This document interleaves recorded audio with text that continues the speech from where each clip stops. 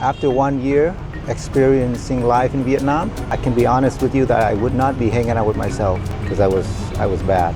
You know, from all the stress and this and that, I'm always about drinking. And I knew in the back of my head, with only my VA disability rating, I could live here comfortably just on that money. But then it was like, what if this, what if that, all this what ifs questions. So then I'm like, one day I booked a one-way ticket and I just left.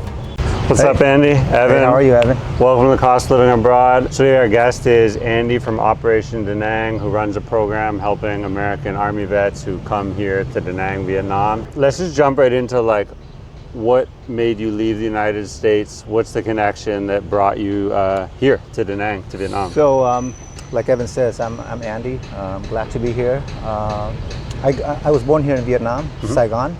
Left when I was young. I moved to the States, and then 9/11 happened. I joined the military, the Air Force. Did that for a while, 12 years. After I left the Air Force, I moved to California, went through the VA process to get, obtain disability. But living in California is hard, it's rough. On 70%, that translates out to about $1,700 a month. In California, that's rough. But I mean, I was working, but that was, I get that monthly, so it's like a compensate on top of what my earning is, but it's still tough. After your service, appreciate that, by the way, your pension was $1,700. And where were you living in California? Like SoCal? Northern California. Oh, I know. Yeah. I lived in San Francisco for a little bit when I was traveling when I was younger. Right there, San Francisco. In San Francisco? Oh, no way. So I was at, I worked for a guy who owned 2 hostels and a hotel right at Taylor and Post. Right downtown. I'm on the other side of San Francisco. I'm Emeryville area. Oh, yeah, okay. Yeah, so I know that way. I was 17 when 9/11 happened, still in high school. You must have been about college age. Inspired you, understandably. Yeah. And you end up living in Emeryville in you're sort of your 30s, mid 30s?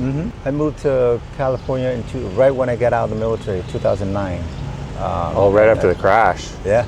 I came out, I working for I worked for the VA actually, the Department of Veterans Affairs for a while, but then I saw the bureaucracy and all the things that's going on the inside.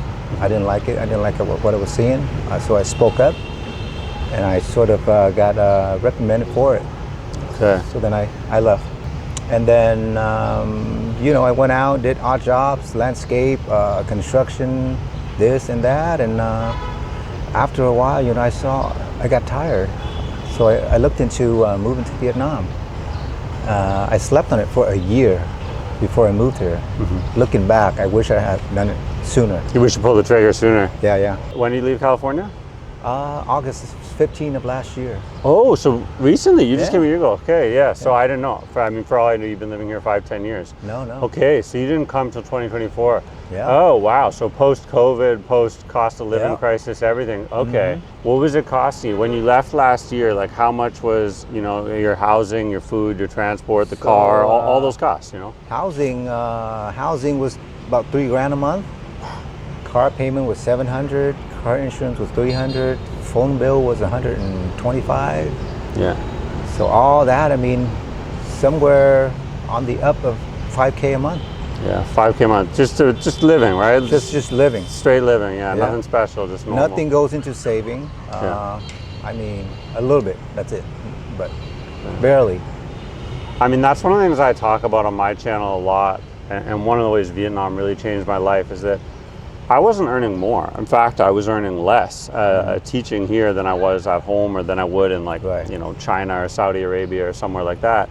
But it's all about your savings rate, right? Whereas here I could live comfortably off whatever, 20%, 30% of what I was earning, have a 70% savings rate. Yeah. That's impossible at home. In a lot of places like San Francisco, Toronto, honestly, it almost doesn't matter how much money you make, because as your earnings go up, you're just going to want to improve your quality of life. Your savings rate is going to stay low. Before you come over, did you start researching it? Did you have old family connections in Vietnam? What was have you been before? I've been before. So when I was in the service, my career field sent me here to Vietnam, but it was a week here, a week there. I wasn't here long term. so I didn't know much about this country. And I did do some research, but I knew in the back of my head, with only my VA disability rating at the 70%, I could live here comfortably just Right. on that money. But then it was like, what if this, what if that, all this what ifs questions. So then I'm like, one day I book a one-way ticket and I just left. So you arrive in summer 2024, about that? August last year. August last year. Wow, damn! Congratulations. So this really is like, what's it like after a year in Vietnam for you? That's cool. Your first impressions. You've been here a few times before, but never on a long-term or living basis. You were born in Saigon, a little less than 50 years ago. Yeah. What's Da Nang like when you arrive in Da Nang in 2024? What's it like? What's your impression? So in August, I arrived in Saigon, Ho Chi Minh City now. Yeah. I lived there for 4 months, up until I met Tom. You met him, Tom and Mark, and he came out to Da Nang. He said, "Andy, come out here and visit me for a week." So I came out, and I never left. Okay, so you get from, obviously I lived in Saigon for 5 years. I know it well. My wife is Saigonese. My whole family, like my in-law family, they're all there. You land in Saigon. Which part of Ho Chi Minh City are you living in? What's your budget like relative to the 5K you're spending for your basic needs at home in California? What's it cost you when you land in Ho Chi Minh? How do you I landed in D3, District 3. Oh, nice. And I do have family member there, so I didn't have any housing costs. But as far as going out money, food and stuff, I can tell you, if a bowl of pho here costs you 30, it's probably 60, 70 in Saigon. Yeah, like Da Nang to Saigon. Yeah. So 60 or 70 is like $2, almost $3 US. Yeah. And you're saying in Da Nang the equivalent is like $1.25 or something. Yeah. Yeah, that charts with me. I think it's about. We'd been here often, so my wife and I have been coming here since we first met, so pretty consistently since 2019, just for trips and vacations. But we ran all the numbers, and we thought that compared to where we were living in District 7, which is relatively expensive part of Ho Chi Minh, but it's also where we met and where we were both working. Yeah. So that's where we're going to be if we're going to be in that city. Yeah. We thought it would be about 60% here, like the cost of living in Da Nang, just like. Item for item, exact same things, 3-bedroom house there, 3-bedroom house here, coffee in the morning, cappuccino, whatever, just the exact same cost would drop out 40%. And I think it's definitely been 30% cheaper, maybe 35% cheaper. Because there's some other stuff that's actually a little bit more expensive here. Yeah. Like it's harder to get imported goods, right. that kind of stuff. After moving to Da Nang and then actually spending money for housing, living, I pay $300 a month for rent here. And that includes water and electricity and Wi-Fi. I don't have a car payment anymore. Health insurance is cheap. But moving here, that's when I realized after I came here, this is what the idea that I came up with. I'm like, okay, I can do this here. And all my brothers and sisters back home that have served and going through the VA, dealing with all the, battling with the VA to get their benefits, and then they're not even living. They're not even free. They're struggling to pay their bills. They resort to drugs and alcohol. So then that's why this came about. You found purpose through Operation Da Nang. I can't imagine, like if I had $1,700 a month pension, which would be a little over $50, $55 a day. I would probably, and I've done this before, I'd probably work in a restaurant at night, trying to get cash tips, unreported tax. And then I'd also probably be like riding a bike, doing like bicycle deliveries or Grab deliveries or something. Yeah. And I don't mean that in a way to judge anyone who's doing those things. I just mean, I know I wouldn't be able to live off $1,700 a month. So I know that what I would end up doing is, on top of that, I would need some sort of gig work, some sort of side hustle thing. Whereas like you say, I mean, you got a cushion here at $1,700 a month. Yeah, I can honestly say I can put away $700 out of that $1,700 and live just on a 1K. $1,000 a month. Right here. Walk me through your day. Like, tell me about what your apartment, your place that you get for $300 a month looks like, And then, I mean, I know where you go for coffee every morning, but like they don't, right? So like walk me through like a day in the life of, and how much the things you're spending cost, sort of, you know? So my day goes, you know, where I live is, I have a separate kitchen, 1 bedroom, full bath, full kitchen. I can cook. It comes fully furnished. And every morning I wake up at 7:15, 7, meet up with the boys 7:15 at coffee. That's 20K. I just do simple 80 cents. black coffee. Yeah. And then after that, we sit around and argues about where to go for breakfast, where to go for lunch, what are we gonna do? Life is just rough. Life is rough. But then, through all that, I found purpose. I found I wanted to, bring awareness to my brothers and sisters, and not just them, just to anybody. That, the box that you're living in and you're struggling in, there is, life outside of the box. Tell me about that. So I talk a lot about that it's really important if you're going to move abroad, whether it's to Vietnam or somewhere else, whatever, you go to, doesn't matter, Philippines, you go to Bangkok, you go to Mexico. Yeah. If you're sitting at the bar at 9 a.m. with a beer 5 days a week, you're fucked. That's it. There's no point in being there. If you're going to bring those bad habits with you, so you got to find purpose. Describe to me where Operation Da Nang came from, and sort of how it gave you purpose, how it came to be. So Operation Da Nang came about, like I said, when I moved here to Da Nang. Initially, I started out in Ho Chi Minh City. Before coming here, back home, I was a heavy drinker, and I believe it was a bandage to the stress and of work and bills and this and that. When I came to Ho Chi Minh City, same way. I was out there drinking, partying every night, and that $1,700 a month, not going very far in Ho Chi Minh City. And then after a while, I got tired. I got bored of Ho Chi Minh City, so I came out here. I like the beach. I like nature. I like the waterfalls, and I like to go on hikes. Coming here, I don't even keep alcohol in my fridge anymore. I have no alcohol at home. I've never smoked before. But now, my kind of, getting drunk, my kind of high is get on a scooter, go up the Hai Van Pass, go to the beach, go to Hoi An, go to a waterfall. Instead of drinking, I do that. How does Operation Da Nang work? Like, what's like logically, like, if, when you... What I do, I don't charge people anything. I don't like taking money from people that have gone through the system and try to struggle, battle through the system to get where they are. I leave it up to them if they want to, bring me a hat, bring me a hoodie, whatever. I don't charge people anything. I tell a lot of the people that have contacted me, are the information and the resource. It's all out there on Google. They're just not. They still want to look. So if I'll do the looking, I'll do all the legwork. If you need help, just come to me. So like, what's the, so let's walk through the scenario. Like, someone comes to you, you're helping them out.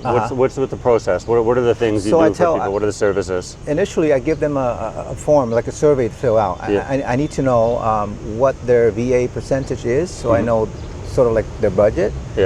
And then I ask them, what's your preference? You want to live near the beach? You want to be, far away from whatever?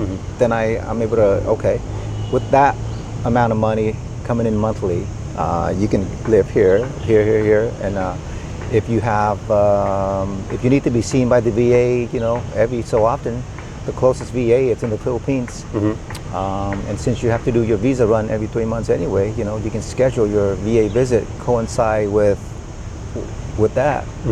Other than that, I mean, once they show up here, they're on their own. Okay.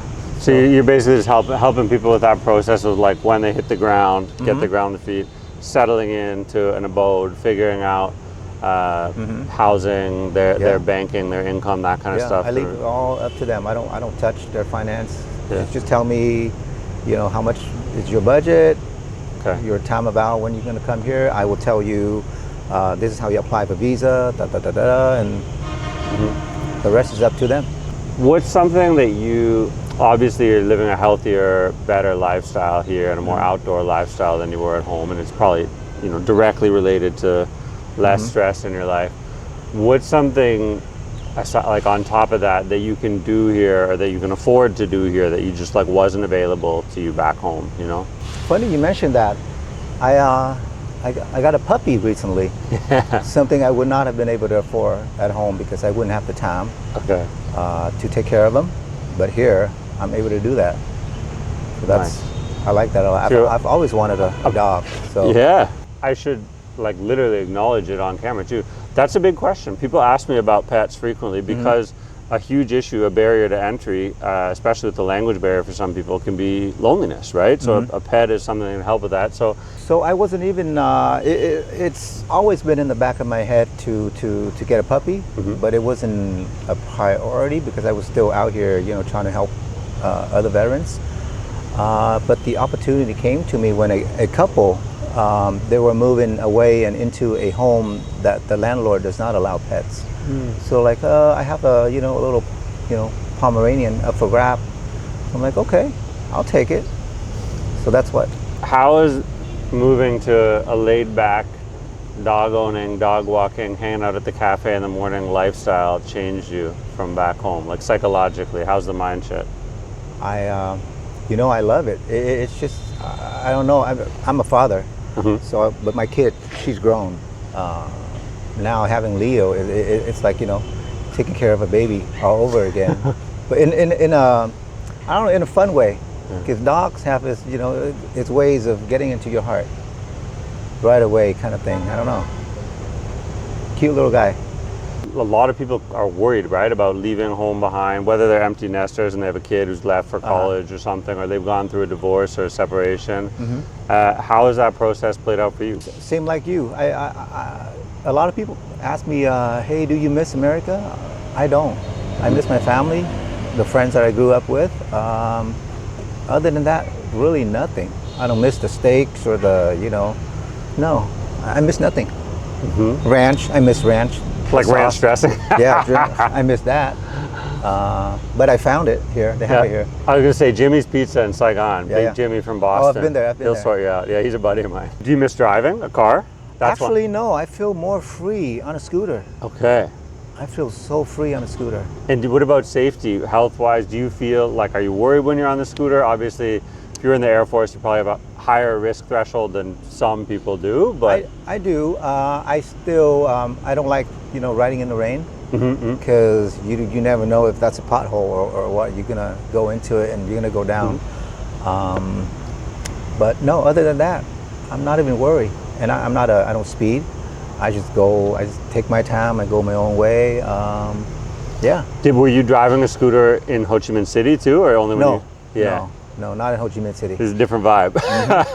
No, I try, but very different vibe. What's a tip for someone coming over here before, it's going to be their first time on a scooter? Take it slow. Take it slow, Follow the pattern, follow the pattern of traffic. Don't try to, take somebody over and funny you mentioned that because Mark, Yeah. you know how he went down? He tell you Yeah, that you story? tell that story. Yeah, were you Yeah. there with him? I was the one that picked him up. Oh man, I was that guy. Well, tell them about that. And A friend of ours who had a pretty bad accident almost right after he got here, right? Yeah, he went out, and I mean he was twice my size. You've seen him. He's a big guy. He's a big guy, and he went down at the middle intersection, and I came. Everybody just stood around and looked. I came for him. So Oh man, yeah. that's how we became friends until now. Wait, so did you not know him before the accident? No. No, but you were there. You were a witness. I was there. Oh, and like a first responder. Oh, interesting. So he hasn't fully described it for me, but I know one of the classic things, and I've been in bike accidents. I've had friends in bike accidents. I've been a first responder at a lot of bike accidents in Saigon. I wish I hadn't, but is usually a side impact. Yeah. Right? So it's usually you get clipped in the back and the front, or you lose the wheels, and it's a side impact. Yeah. And obviously he described his injuries to me. He broke an elbow, multiple ribs, I think. So again, side impact. So what happened? Did he get clipped from the side, or he? So the green light came on. He didn't follow the pattern. He just like Hit the gas when he saw hit green. the gas, and then some guy was cutting the red light, a local. Yeah. So the person in front of him, Hit the slammed the brakes, and he slammed into that person. He went down. That person, he did pull over. The person that he slammed into pulled over, but he eventually moved on. And then I picked him up. I mean, he went down cold. I mean, he wasn't even moving. So Yeah. I came over, carefully picked him up, and then we went to the hospital. I stayed with them, and And where did you go? Did you go to Family Medical or to Vinmec? so we had a local took us to 199. Yeah, I know it. Yeah, right, Right the here. street. It's a local Vietnamese hospital that has a clinic that with some English language spoken in it. Yeah, but I guess they didn't do a good X-ray, so they moved him to I don't know the name of the hospital they moved him to. He went to Vinmec or Family Vinmec, Medical I think- after to get a second. Because I think originally it was like, Originally, which it's up here. yeah, they like died. They knew that he Yeah. had a collarbone fracture, but they didn't get the ribs or something Yep, at 199. yep. I go through Athena Global. Have you heard of that No. insurance company? I pay $530 for the entire year. Annual. Yeah. Cover medical and dental. Okay. Yeah. And it's the global coverage. Here, Thailand, Cambodia, Laos. Okay. If I happen to want to go to Thailand. And did you set so Athena Global's recommendation? Did you set it up online before you got here? Did you do it? No, once? I found out about it once I got here. Okay. Because I mean, I would not have been able to afford healthcare like this back home.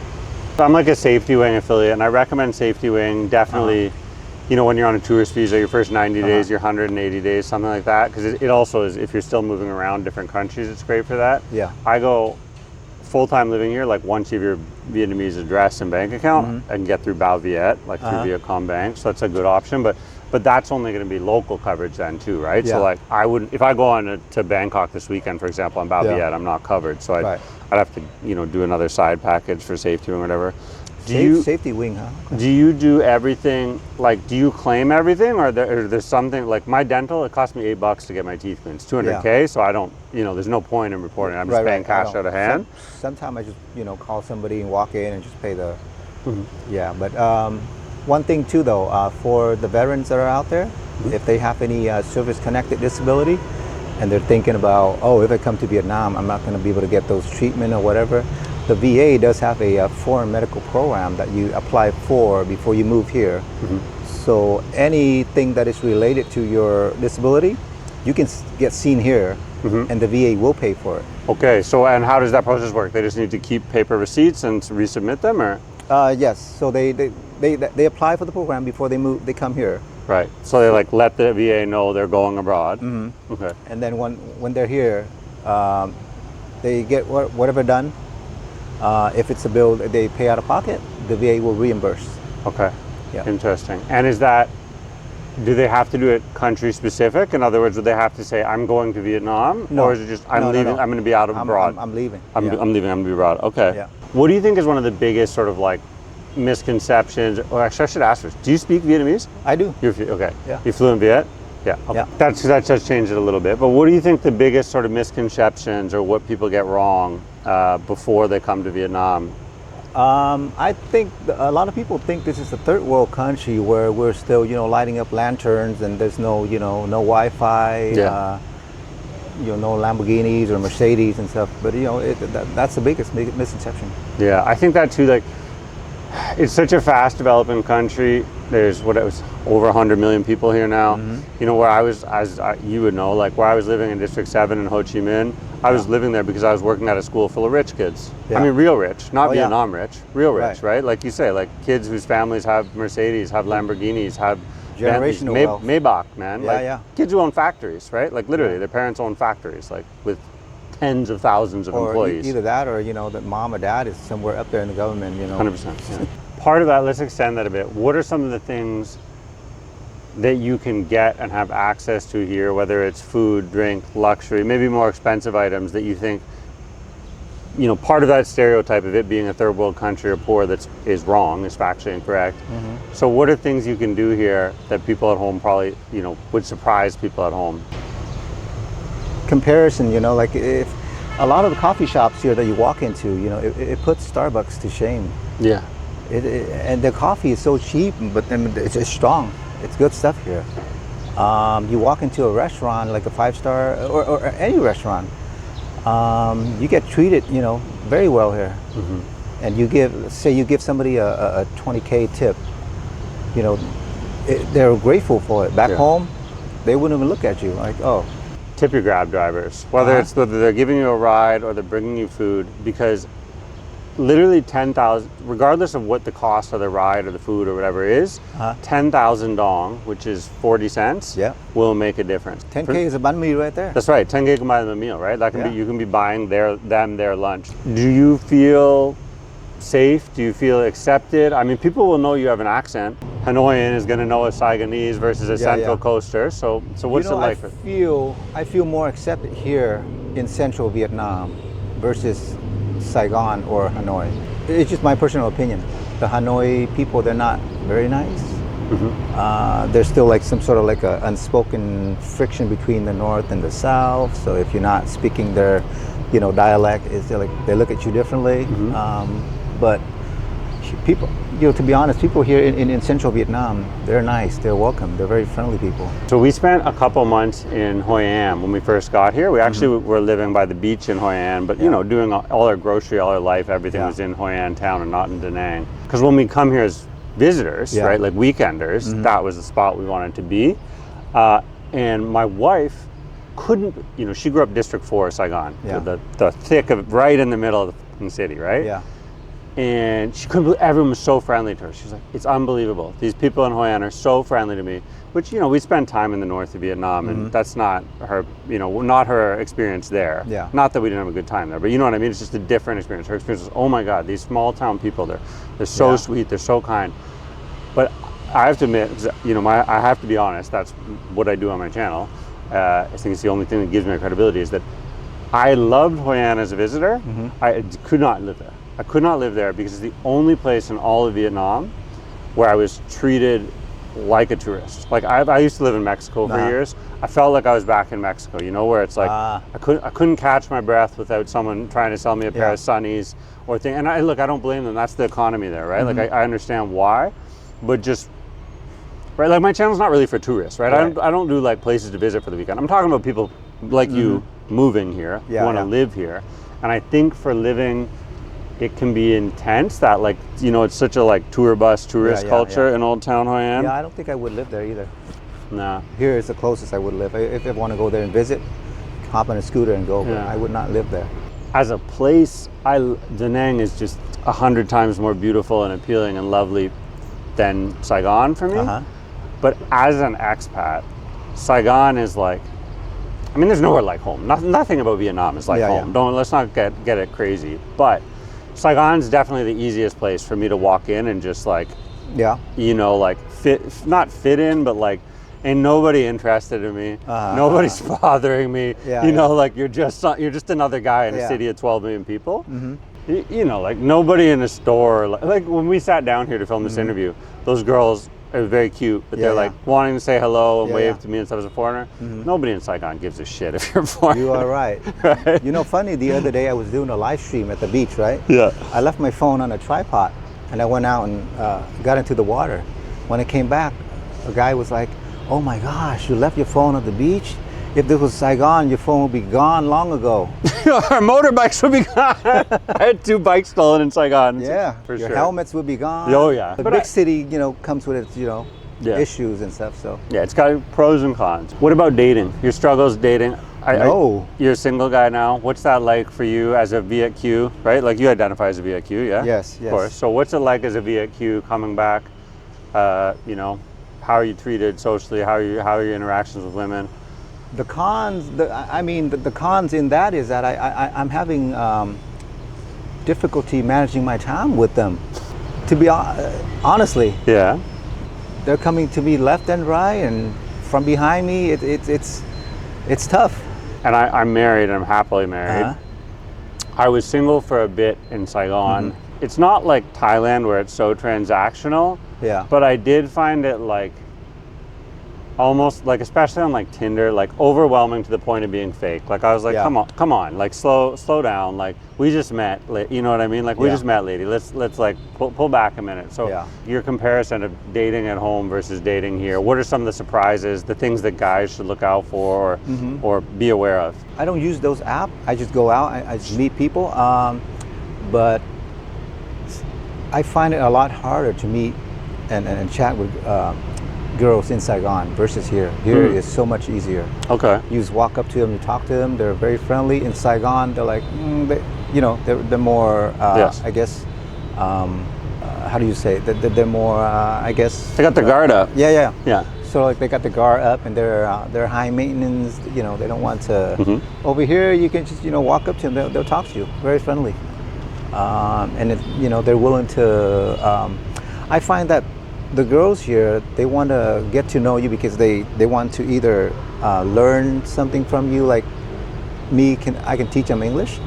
She can teach me Vietnamese. So this is something maybe you haven't because you're Viet Kieu, but have you had the experience of like local women basically like quizzing you on how long you're staying, if you're sticking around? I have local women. I even have the moms. Hey, I have a daughter. Would you like to meet her? Type of thing. Yeah.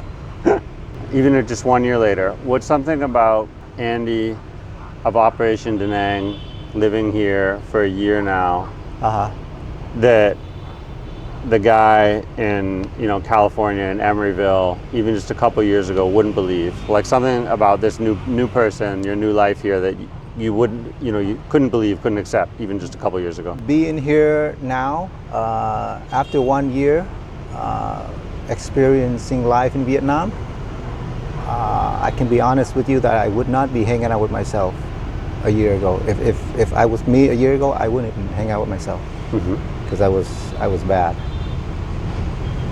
From all the stress and this and that, I'm always about drinking and I wouldn't hang out with myself a year ago. It's such a complete 180 that you what's a piece of advice for that guy? You said your one regret was waiting too long to pull the trigger, to buy the ticket to come over here. Obviously, I have a move to Vietnam class that I have for people. It's like, how to get your first 180 days on the ground, housing, visa, banking, dating, it's all the frequently asked questions answered in under an hour. Like that's linked in the description. Yeah. But what's your thing, your one thing, your one tip, like advice to that person? Because the reality is, look, 80% of the people who watch this channel, they're on the couch at home. Yeah. They're not here with us. They haven't made the move yet, right? So what's the piece of advice to get someone up and do it? Just don't sleep on it. It's just if you are at home, you're stressed, you're not happy with what's going on back home.